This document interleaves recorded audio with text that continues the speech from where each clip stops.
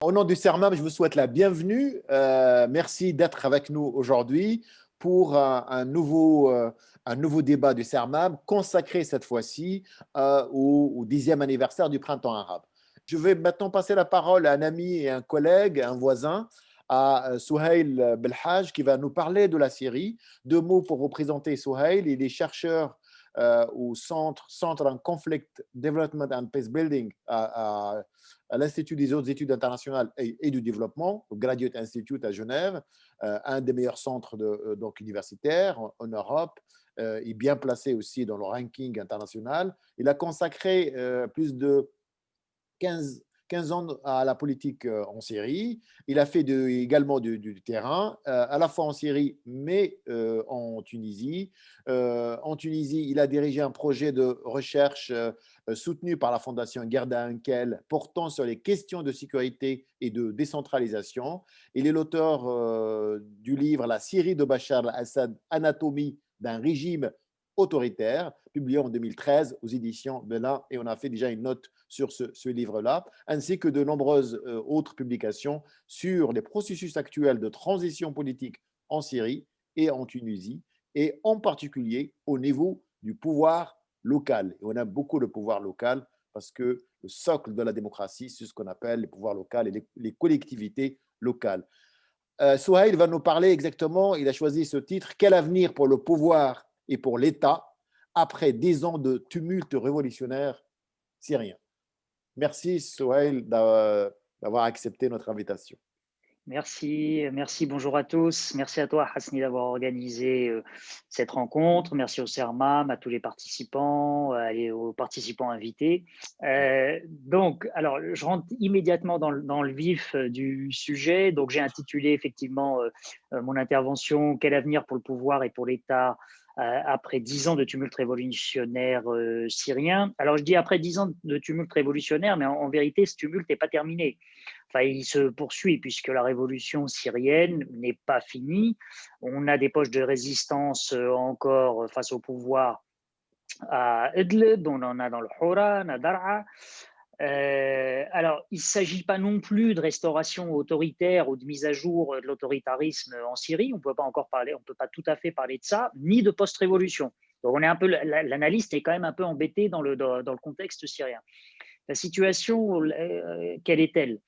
C'est celle d'un pouvoir syrien qui survit, c'est-à-dire qui domine l'État, mais qui domine également l'armée et le renseignement, avec le soutien de ses principaux alliés que sont l'Iran et la Russie. Alors, par conséquent, en Syrie, on a une situation de ni guerre ni paix. On a un ensemble, que ce soit société, État, armée, etc., qui est totalement atomisé, qui est stabilisé en gros, mais seulement en gros, mais qui est en réalité atomisé. Et atomisé parce qu'au niveau local et micro-local, même si on a une relative, enfin, c'est relativement instable, ça reste, il y a un niveau minimum d'instabilité au niveau local et micro-local, malgré les accords passés entre le régime et les leaders locaux. Alors, pourquoi est-ce que cette situation, elle pose problème en dehors évidemment de la société, enfin pour la société syrienne.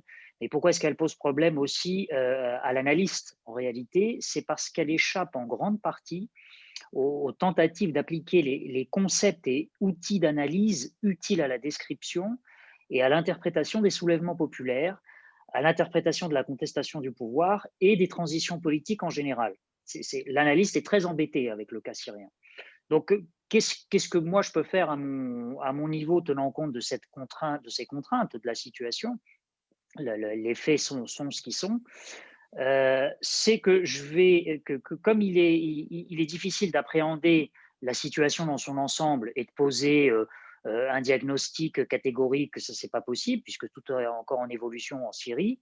Je vais simplement poser la question de l'avenir de l'État, enfin relativement à partir de ce qui est relativement constant dans le tumulte révolutionnaire syrien, c'est-à-dire le pouvoir actuel, celui de Bachar al-Assad, et puis ce qui est relativement constant en Syrie pour le moment, c'est l'État.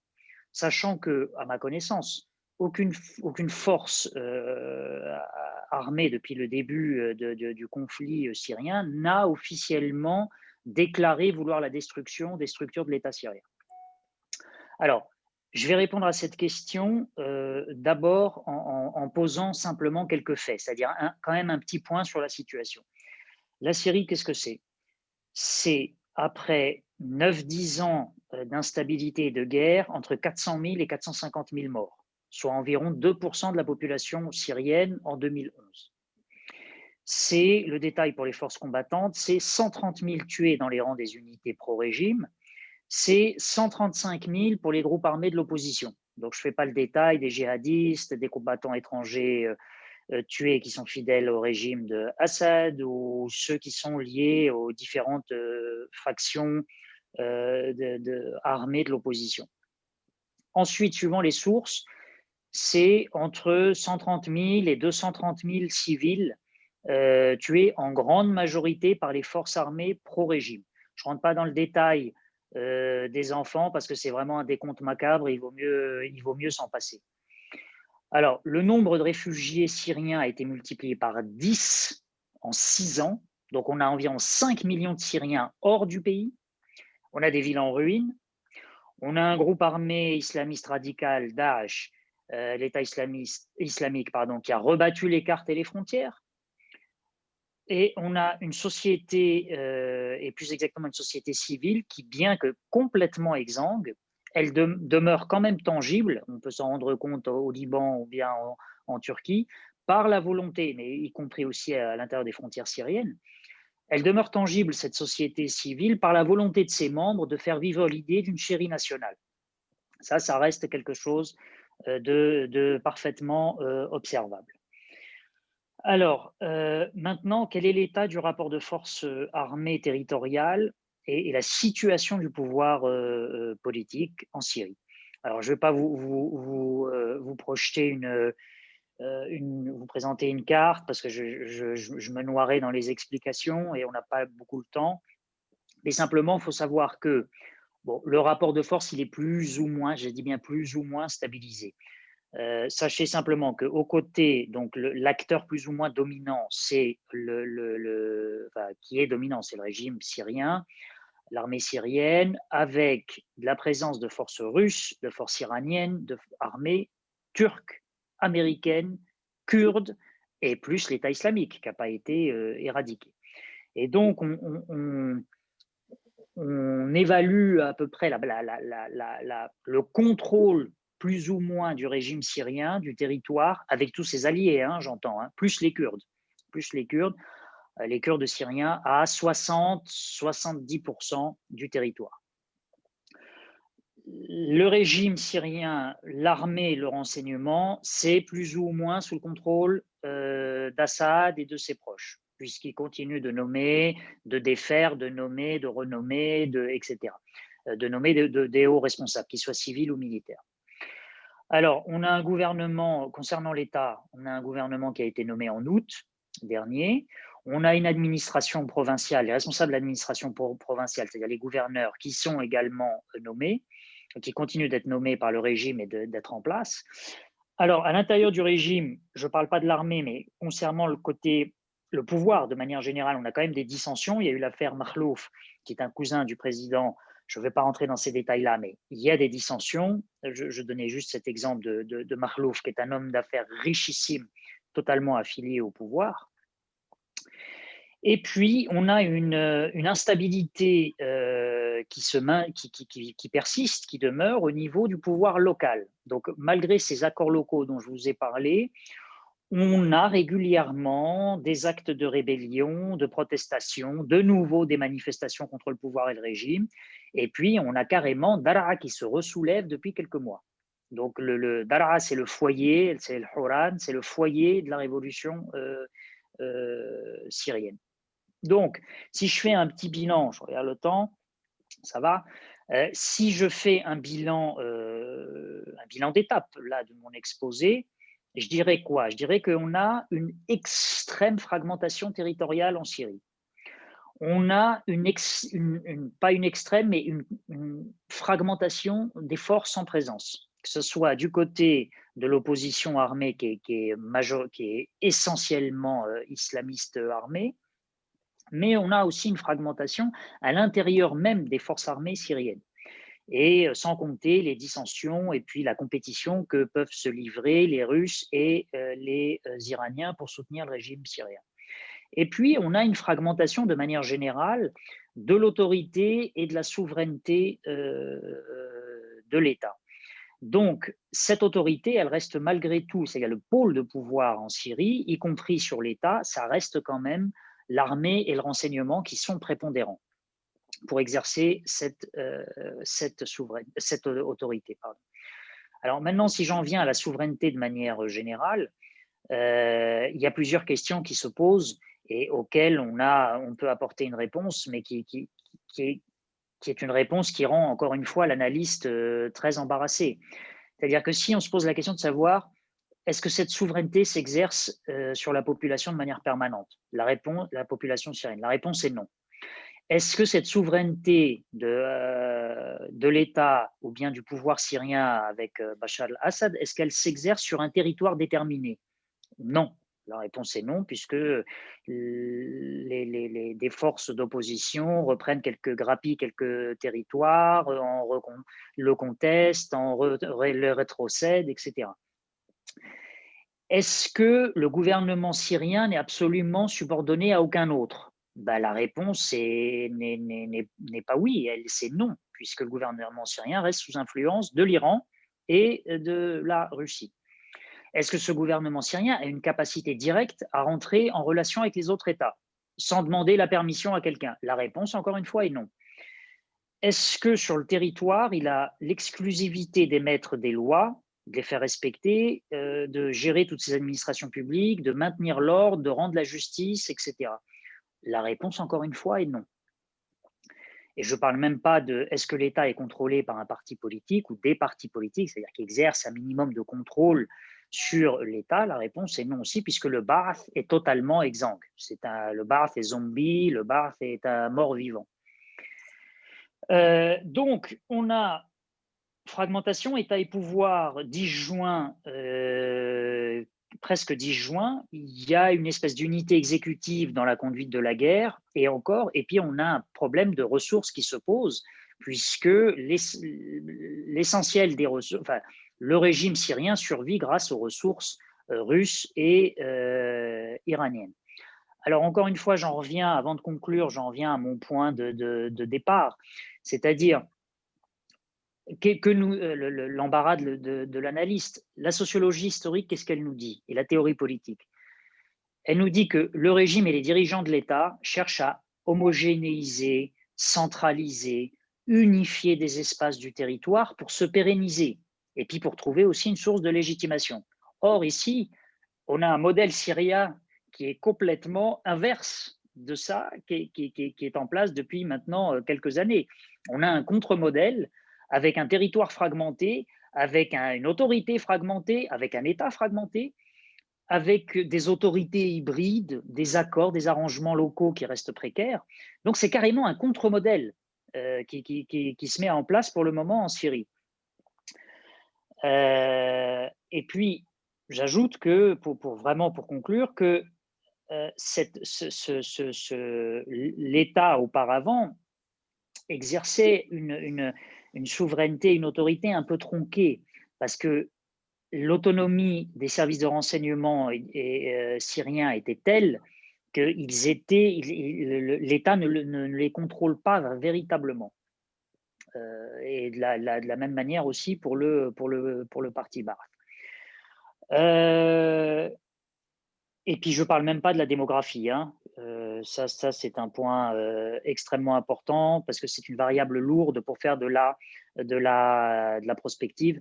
Les variables démographiques, les indicateurs démographiques en Syrie sont absolument catastrophiques pour pérenniser, c'est-à-dire sur quelle population et sur quelle population finalement s'appuyer pour recouvrer cette légitimité.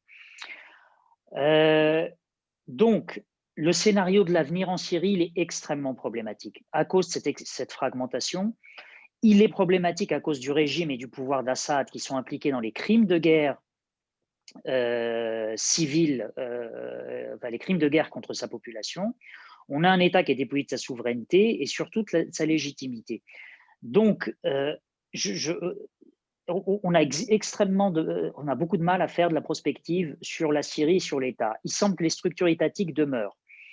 Mais mon avis, c'est que si on ne parvient pas à dégager l'État syrien de l'autonomie, enfin de la prépondérance de l'armée et du renseignement, on va droit à la catastrophe en Syrie, c'est-à-dire un État instable pendant encore des dizaines et des dizaines et des dizaines d'années, avec des parrains qui souffleront, enfin, qui feront la pluie et le beau temps en Syrie, à savoir l'Iran et puis la Russie.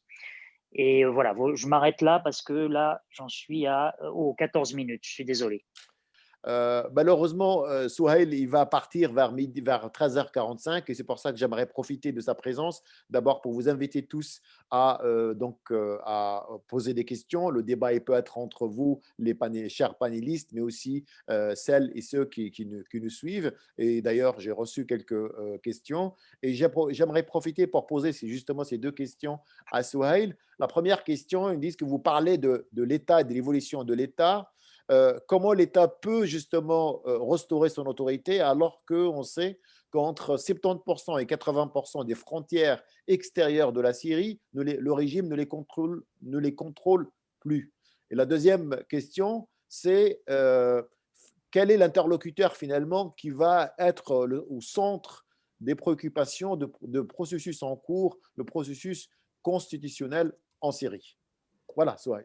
Oui, alors rapidement pour répondre à ta question, pour moi le problème central, c'est que l'État puisse de nouveau être en mesure, donc des civils, de contrôler l'armée et le renseignement, c'est-à-dire de réduire cette autonomie de l'armée et du renseignement, principalement du renseignement, qui avait aussi la prépondérance sur l'armée et qui l'a toujours. L'essentiel de la conduite de la guerre, c'est par les services de renseignement qu'elle a été menée, hein. Et donc, dès le moment où par la force armée, parce qu'il n'y a pas d'autres moyens, et puis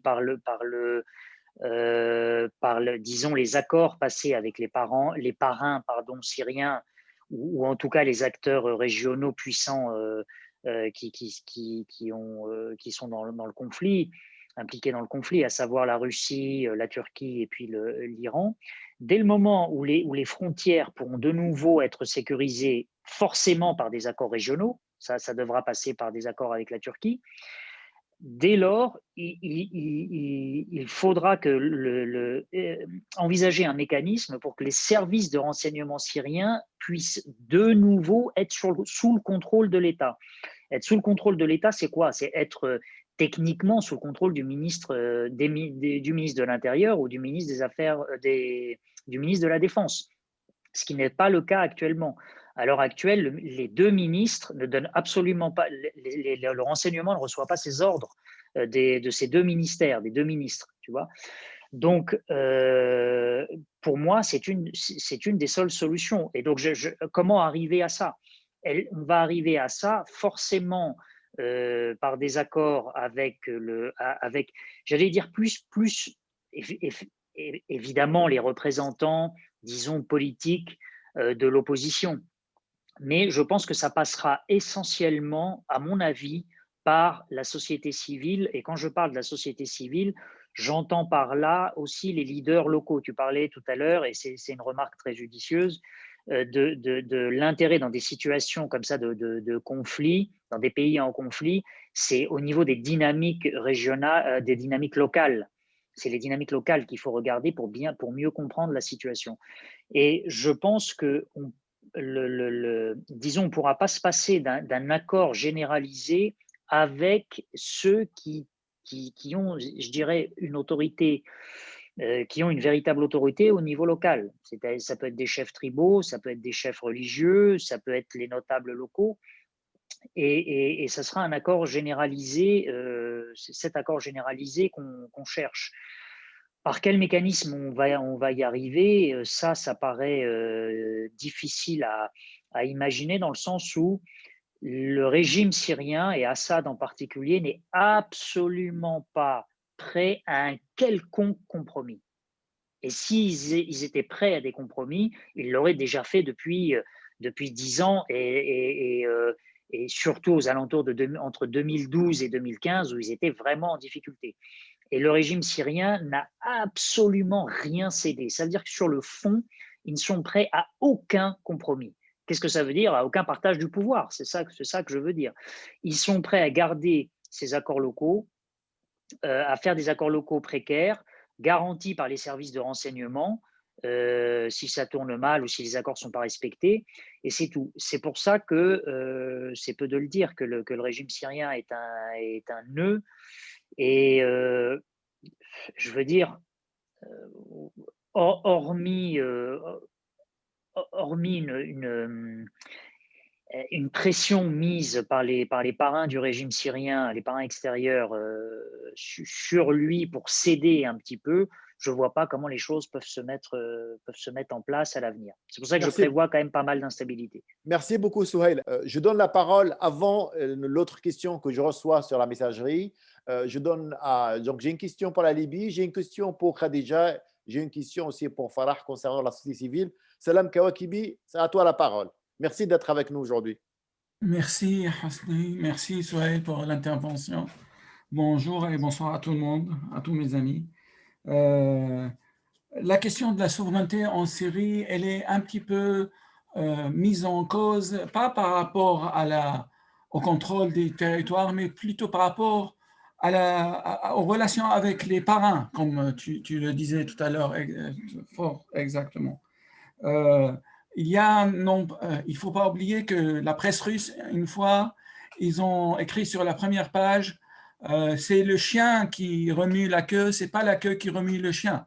Quand Bachar al-Assad a essayé de sortir un petit peu avec des déclarations ambiguës par rapport au rôle russe. Alors les choses sont très claires là-dessus.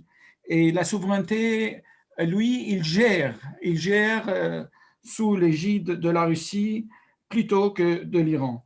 L'armée syrienne n'existe plus. Avant la révolution, il y avait 300 000 soldats et officiers. Maintenant, l'armée syrienne ne dépasse pas, dans le meilleur des cas, 40 000. La force principale du régime, c'est, comme tu l'as dit, les services de renseignement, c'est la sécuritocratie, et c'est surtout la milicialisation de la société, l'armée de la défense nationale, les milices irakiennes, les milices iraniennes, les milices libanaises. Et je termine pour dire que l'État est très pauvre en Syrie, mais le régime est toujours puissant d'un point de vue financier. Et la situation actuelle gonfle sa force économique. Et la contrebande, le marché noir, la raquette, le kidnapping, tout ça, c'est un système à la russe. C'est un système qui fonctionne avec les crises. Et la Russie a bien géré l'embargo et le pouvoir russe devient de plus en plus riche. Pareil pour la Syrie, pareil pour l'Iran. Merci beaucoup. Merci beaucoup, Salam. Je pense que, Souhail, tu partages ce point de vue ou tu as Oui, des... oui, c'est un système de prédation, c'est ce que décrit Salam, c'est-à-dire c'est Ouais. un système de prédation qui s'est mis en place, qui existait auparavant, mais qui s'est démultiplié là. Et quand tu parles de raquettes, Salam, je pense aussi aux entreprises qui sont encore en place en Syrie, qui se font je veux dire, les patrons d'entreprises se font littéralement raqueter directement par le régime. Et puis les subsides qu'apporte le régime iranien à la Syrie. C'était déjà le cas dans les années 80 avec quand il donnait du pétrole à titre gracieux, des millions de barils à titre gracieux. Là, ça continue. Et c'était dès le début de la révolution syrienne, avec carrément des sommes d'argent directement sur les comptes de la banque commerciale syrienne, donc directement pour le régime. Mais effectivement, moi, je partage l'essentiel des commentaires de Salah. Très bien. Bon, ça rejoint une thèse, c'est-à-dire selon laquelle les régimes autoritaires, on se souvient des enfants de Saddam Hussein et leur alliance avec la famille Al-Hakim, et dans d'autres pays qui ont connu des blocus ou des sanctions économiques, finalement, les régimes autoritaires sortent renforcés par justement un système parallèle d'import et d'export, comme on dit. Vas-y, là. Voilà. Je pose ma question? Yes. Ok. Non, tu poses ta question. Ouais. Ok, alors, ma question était pour Anas et Sohail pour continuer je suis tout à fait, vous m'entendez? Oui. Alors, que tout l'enjeu, c'est le pouvoir, c'est le caractère de l'État. Et là, les armées jouent le rôle, essayent de façonner ce caractère, notamment par leur emprise sur les fonctions régaliennes de l'État, donc la fonction sécuritaire, tout ce que, comme Sohail disait, sur l'homogénéisation, l'unification. Mais ma question, c'est sur l'aspect plus banal de l'État, des fonctions distributives, la fonction caritative. Est-ce qu'on voit en Syrie et en Libye la même lutte sur les fonctions plus banales de l'État? Merci, on a compris. La question de Farah est particulièrement pertinente, et pour la Syrie, elle va rester pertinente encore longtemps, puisqu'il est extrêmement difficile là d'avoir une étude systématique sur toutes ces fonctions, j'allais dire, essentielles, avec les fonctions régaliennes qui sont essentielles. Alors, j'ajoute à ça le transport, mais ce qui est plus important aussi, c'est l'éducation. Donc, transport, éducation, justice, santé, approvisionnement en eau, en électricité, etc. Les fonctions finalement basiques d'un État. Et pourquoi est-ce que ta question est très pertinente et qu'elle va le rester encore? Parce que nous n'avons pas sur la Syrie d'études absolument systématiques là-dessus. On a plusieurs études, beaucoup d'études qui ont été faites et moi-même, je m'y suis attelé, sur les pouvoirs locaux. C'est-à-dire sur comment est-ce que des pouvoirs locaux en Syrie se sont créés et ont permis de pallier les défaillances de l'État syrien, et puis aussi parce que c'était des fonctions de l'État, et puis parce que c'était la guerre, entre autres. Et donc, on a eu des expériences en Syrie extrêmement positives à ce niveau-là, où les gens se sont pris localement, véritablement en main. Et pour assurer la base, c'est-à-dire eau, électricité, d'une certaine manière l'éducation. Bon, je sais que les ONG syriennes, en dehors de faire de l'humanitaire pur, ont aussi développé tout plein d'actions sur le terrain au niveau éducatif. Surtout, je pense évidemment aux enfants, aux traumatismes, etc., que subissent les enfants, mais aussi les adultes.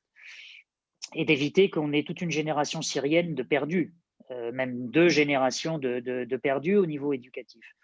Alors, simplement, c'est que pourquoi est-ce qu'il est difficile de systématiser un peu toutes ces expériences? Parce qu'il faudrait collecter, faire ces enquêtes un petit peu partout sur le territoire.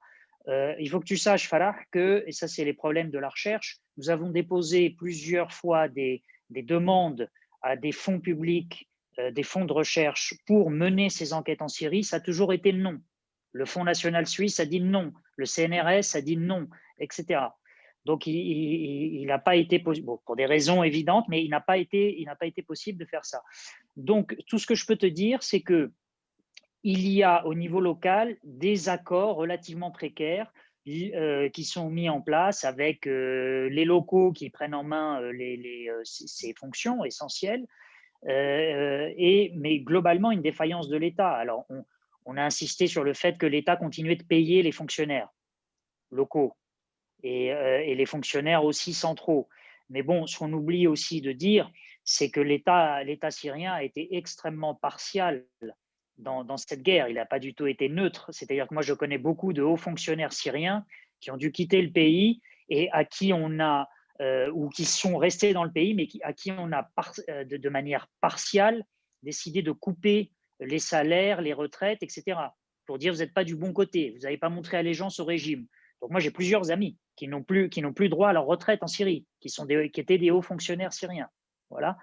Donc, on a ce problème-là aussi par rapport aux fonctions que l'État doit remplir, c'est que l'État syrien est aussi devenu d'une certaine manière partial, contrairement à la propagande du régime qui dit que c'est un État pour tous les Syriens. Non, les services de l'État syrien ont pris parti finalement dans la guerre.